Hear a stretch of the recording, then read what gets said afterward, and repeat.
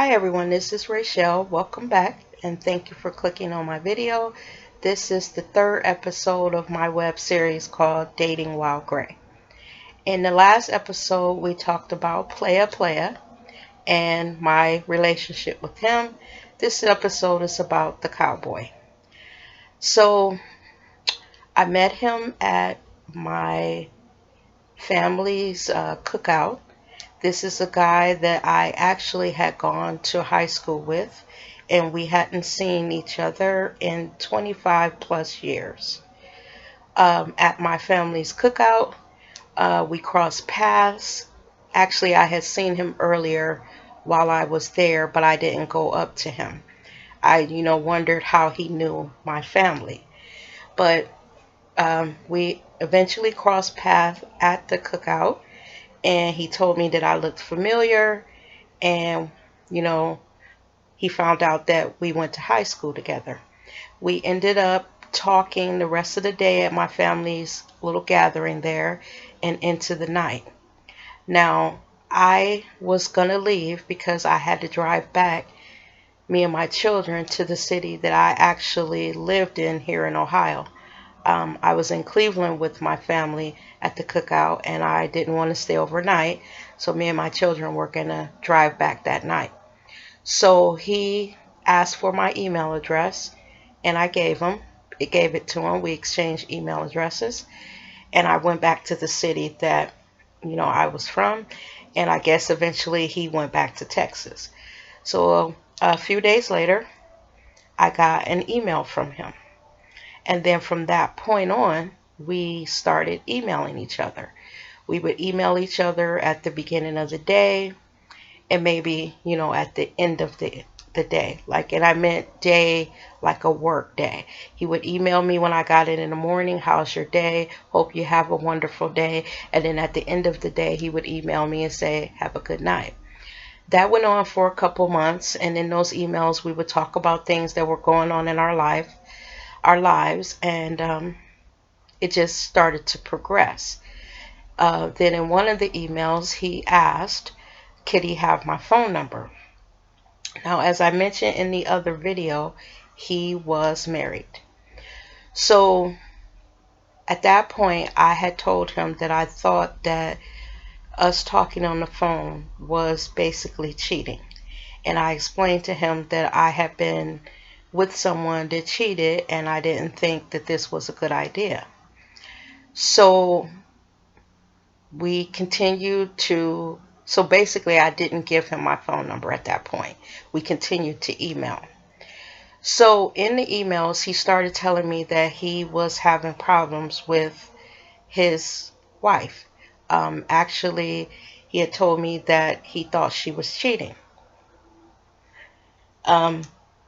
And I emailed back, why do you think it? Basically, he told me that there were some things that were going on that he was not, that he felt were not right, and he just felt it in his gut that something was going on. Now, in the other video that I did prior to this one, I did go on to say that eventually he, I guess, set a trap. He did find out that she was cheating, and that they actually split. The wife moved out with the guy that she was cheating with. And in the other video, I explained that the wife told him that the reason why she was going to go is because she was pregnant and she didn't know which one of them was the father. So she eventually moved out. Around that time, it was time for my vacation. And no, it wasn't my vacation yet. Let me back up. He had asked me after he found out his wife had moved out, and that she was cheating and she moved out, would I come down to Texas to visit him? And I told him at that time that it was not a good idea.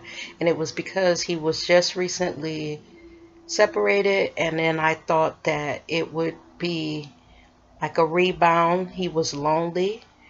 He had just gone through a separation, and he just probably needed somebody to lean on. And at that time, I didn't think it was a good idea. So We just continued on talking on the phone for about 2 or 3 more months. And then eventually it came time for my vacation. So I had told him, I'm a travel agent. When my vacation comes around, I work for a company that, you get free tickets or reduced price tickets, and that I was going to go somewhere because I always did. Even prior to meeting him, twice a year, I would go somewhere either with friends or, by myself. So he asked me this time again, would I come visit him?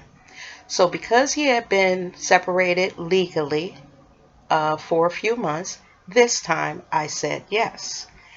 So I booked my trip. I booked me a hotel because I definitely was not staying in his house. And the thing was, we did not go to his home city. He lived in San Antonio, Texas, and we agreed to meet in Dallas. I booked me a hotel there at Dallas. I know it was a Marriott property. I think it was the Residence Inn right there at the airport. And, the day came, I flew down, went to my hotel, and about 15 minutes after I got there, he called me and he said, I thought I was going to pick you up from the airport. And I told him, well, I took a taxi to, one of those buses, the hotel buses that take you to your hotel. So I took the bus to the hotel, and that I was at the hotel now.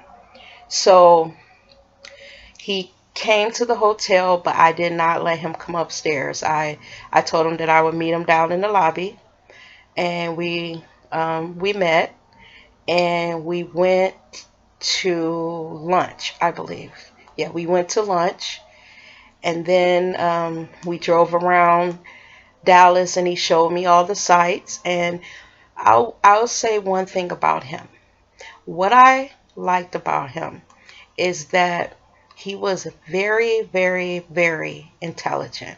He had been in the Air Force, and he had been all over the world, and he just had a lot of stories, and he had a very calm demeanor, and there was no place that you would go that he wouldn't have a story about it, or he knew the history of it.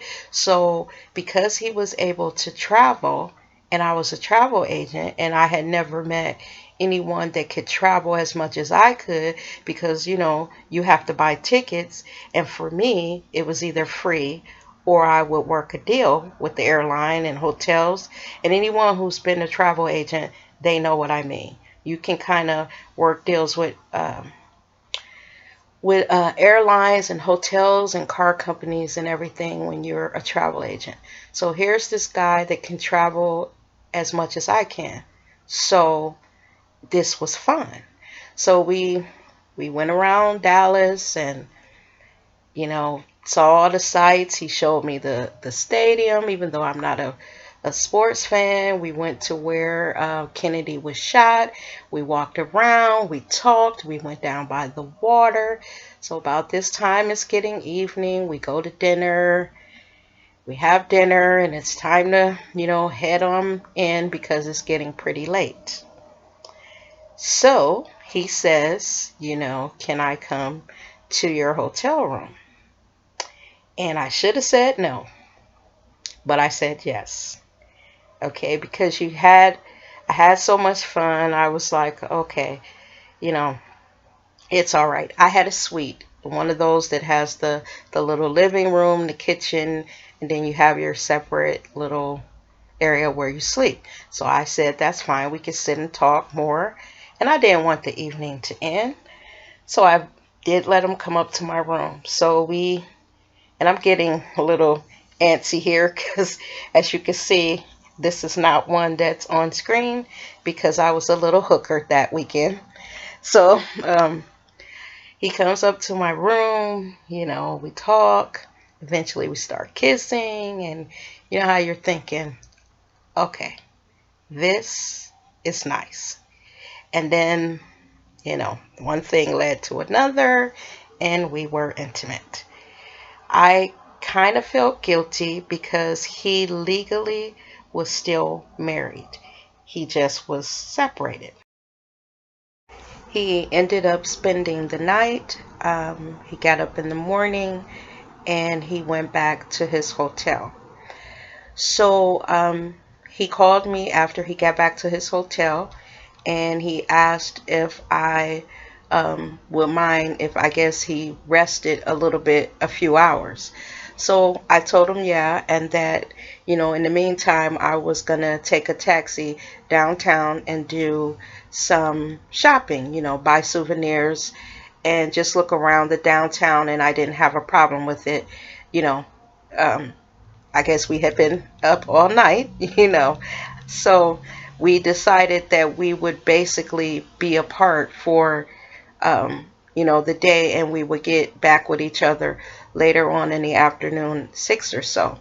So I go downtown, do a little shopping, walk around downtown, have lunch, and then I eventually catch taxi back to the hotel. So we arranged to have dinner. We had dinner, went around the town again that evening, and then this time we ended up back at his hotel room. And again, one thing led to another, and we were intimate again. And, it was really nice. I must say that I thoroughly enjoyed my time there in Dallas with him. We drove into Fort Worth. He showed me some things there, different buildings. Basically, we just spent this time just hanging out, getting to know each other at a different level, and eventually it was time for me to go home. So he drove me to the airport. We said our goodbyes.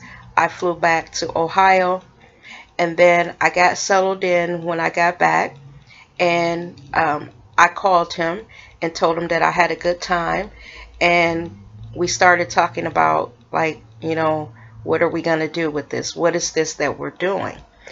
So basically, I told him, you live in another state. This is fun, but in all reality, I'm not moving there and you're not moving here. So what we agreed to do is basically, because he could travel, that periodically during the year, we would meet up in different cities and just hang out. So this was fun for me. So working at American Express, I had been there enough years where I had like 6 weeks of vacation a year. So what that means is that I could actually travel every 2 months. Now, in the beginning, we did go back and forth, and meet each other at different cities. We went to New York, we went to Chicago, um, we went to a place called Padre Island, and other cities in the country, just traveling and spending time with each other and having fun and taking advantage of this thing that we had found in each other. Now, in the meantime, when all this was going on, he did eventually get a divorce. What happened is, once his wife's baby was born, they did a paternity test and the baby was not his. So at that point, um, they had sold their home, and she was living with the guy that she had cheated with. And what he did is he bought another smaller home, and um, when he lived there, his son would come to stay with him, periodically. So around this time, he asked me, I have a new home and I would like for you to come down to visit me in my home city, and you don't have to stay in a hotel, you could stay with me. Now, at the time that I was going to come down, there was going to be a possibility that his son was going to be there. Um, his wife had ended up in a city called Valdosta. I'm not exactly sure where that is at the moment, but so his son was a teenager, and he was going to end up possibly being there the weekend that I was going to come. And I felt kind of funny because, you don't want to disrespect their child. So he had called me one time with his son on the phone, and his son was saying that, he was aware that me and his dad had been traveling all around, and that he didn't have a problem if he was going to be there that weekend, um, if I came. It was just so embarrassing and so awkward because now we're dragging in his child, and I didn't know what he had told the son, and I really didn't want to disrespect his son. So I fly down. Again, we have a good time. Um, we traveled to other cities there in Texas. Like, he would get up in the morning, we would drive to other little cities there, and we just had a good time. Um, his son did come for a day or two, but he was so nice and friendly that I eventually relaxed when he was there. So, this time I stayed about 4 or 5 days.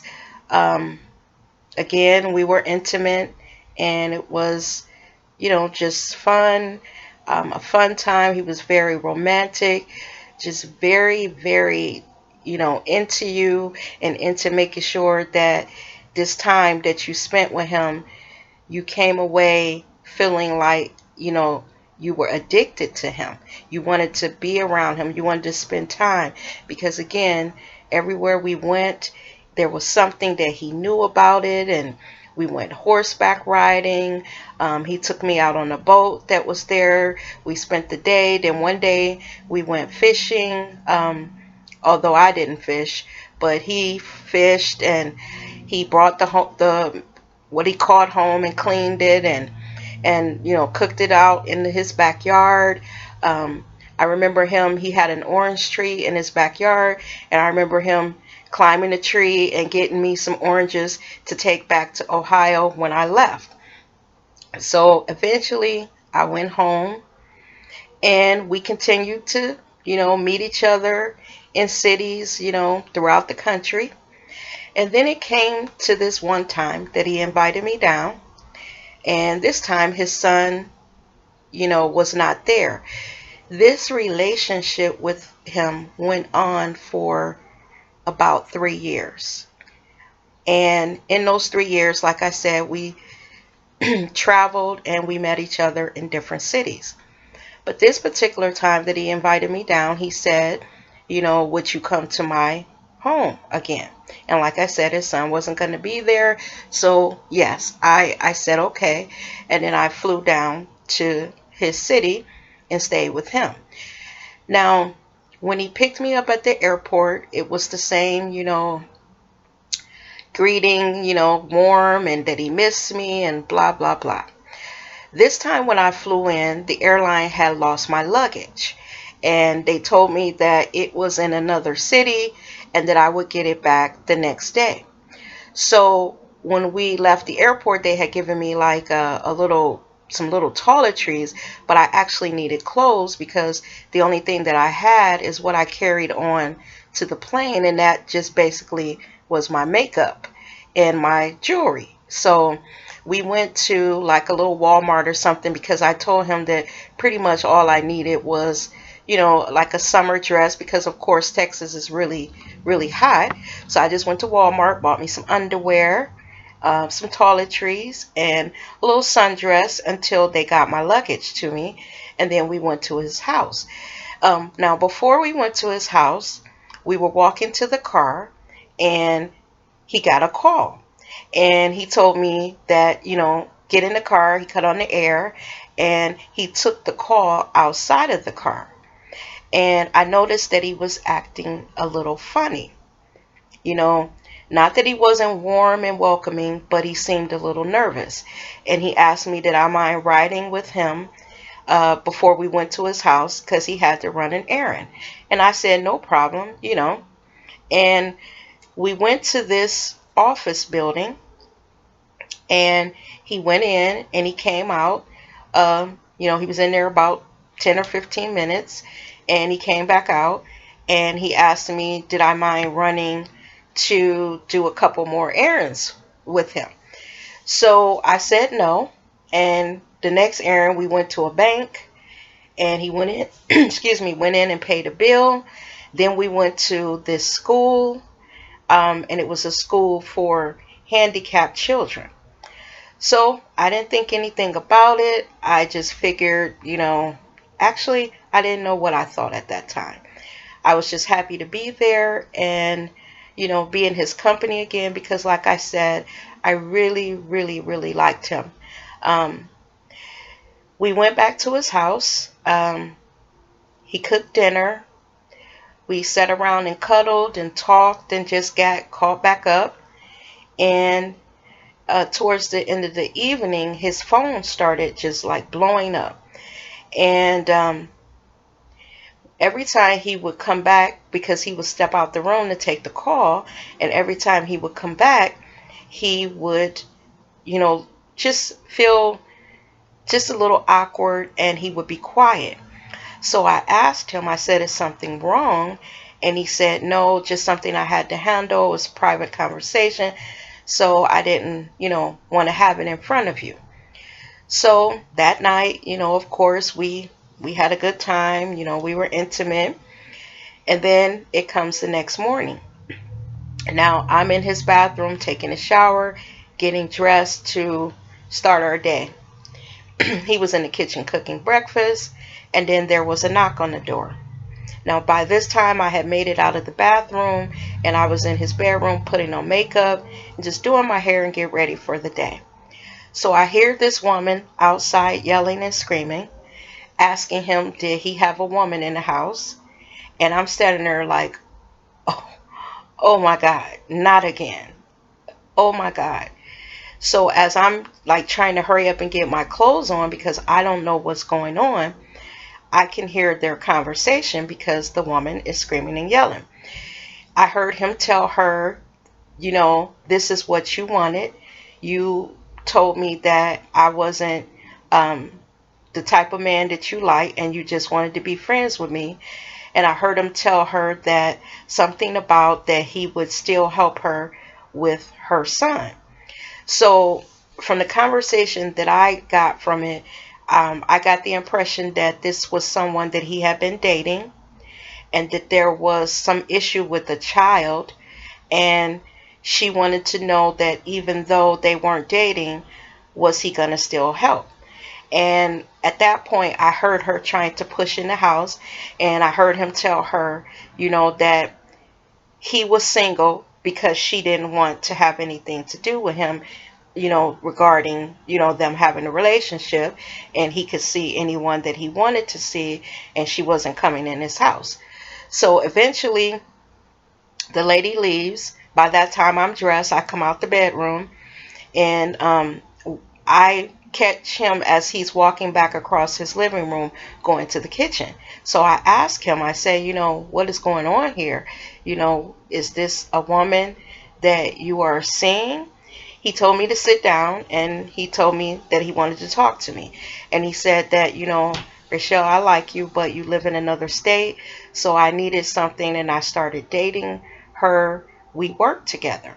And he told me that as he dated her, he realized that she had a lot of issues. He said that she had adopted this handicapped boy, and that the boy was a teenager and he was a bit much for her, and that the boy had tried to attack her one time, and from then on he had been like trying to help her, I guess basically raise the son and just help her in her life. So because, this was just something for me to do, periodically during the year, going to hang out with him in different cities and coming to visit him, in his hometown. I didn't feel like I was in a position to put any demands on him of that he need to be celibate or any, or single, and we weren't living in the same state. So I just told him, I was like, I came down. I don't want to be in the middle of confusion, and I hope that this is not something that while I'm here could get me hurt in any possible way. So he assured me that it wouldn't. I continued my vacation down there, and I, as I was there, we were doing more and more errands for this woman. So even though I had, said to myself this was not something that I could demand him not to see anyone, I started to get a little pissed because I felt like I had spent money to come down. All I was looking for was a good time, fun, hanging out, exploring, being a tourist.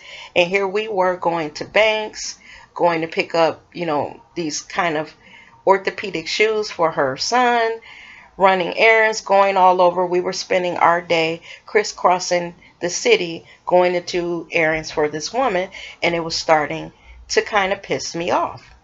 So I had made up in my mind that, you know, maybe this has run its course. Maybe what I have with him, you know, is kind of over, and I need to take action because this is getting ridiculous. The lady was calling um, all while I was there. She pulled up in front of the house another time and just sat there while we were there. And this was just a little bit too much. And actually, I didn't want to mess up anything that he had there in Texas. So I made up in my mind that I was going to leave and go to a hotel because I still had a few more days there. So one day while he was cooking, I packed my shit up. I called a taxi, and I had booked a hotel, that was near the airport because usually when I go to a city, I always stay at the airport. Makes it easier for me to get home. So he came out the kitchen to tell me the food that was almost ready, and he saw my bag sitting at the door.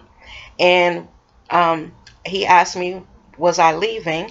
And I said yes. And I just explained to him that I felt uncomfortable with that lady coming to the house, and maybe it would be best if I spent the last few days at a hotel. Now, he begged me not to go, told me that he wouldn't let anything, happen to me while I was there, and that this was his house and she wasn't going to get in. But again, I just felt that it had come to an end. So I go to my hotel, the taxi comes, and I go to the hotel. And from that point, my base, was at the hotel. We would spend all day together. He would come to the hotel, pick me up. We would hang out. We would be intimate either at his house or the hotel, but I would always end up back, at the hotel. So eventually it was time for me to go home. And again, I had made up in my mind that this was the last time that I was going to go see him. This was the last time that I was going to go on a trip with him. This relationship for me had run its course. But I didn't tell him, while I was there. On the last day there, he drove me to the airport. We kissed, and we again promised to keep in touch. I get back to Ohio. After I get settled in, I call him, and I just explained to him that I think what we had has run its course. Let's just call it quits. And, of course, he didn't want to stop because, it was fun. It was something that took us both away, got us away from our everyday realities.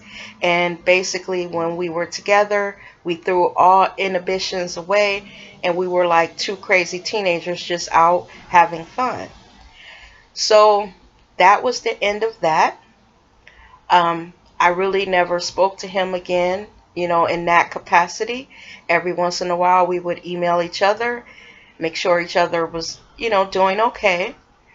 And I must say that every year since then, I get a happy birthday notice either through my email, or he'll find me on Facebook and he'll send me something for my birthday. just saying happy birthday because coincidentally our birthdays were on the same day. So that is the end of my Texas Cowboy. I hope you enjoyed this one.